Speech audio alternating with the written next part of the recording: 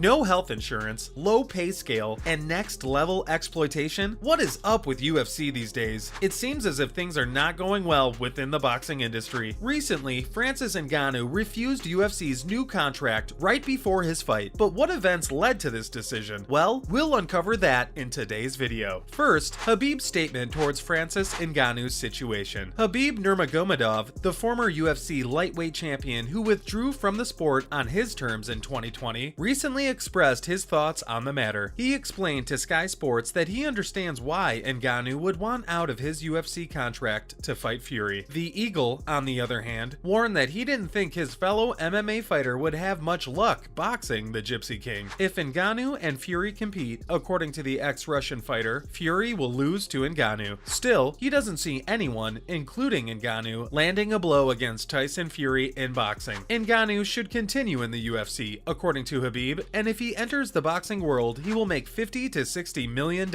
which he should take since he comes from a poor family. Nurmagomedov added to this statement by saying that if Ngannou left MMA, he would jeopardize his legacy. Ngannou's victory over Gane gave him a 6-fight winning streak and improved his overall record to 17-3. Ngannou has only gone the distance once in his recent run against Gane, and he has finished all of his opponents with his knockouts. Why does Francis Ngannou want to leave the UFC? After having rejected numerous new contract offers from the company, the heavyweight champion has surprisingly lost $7 million.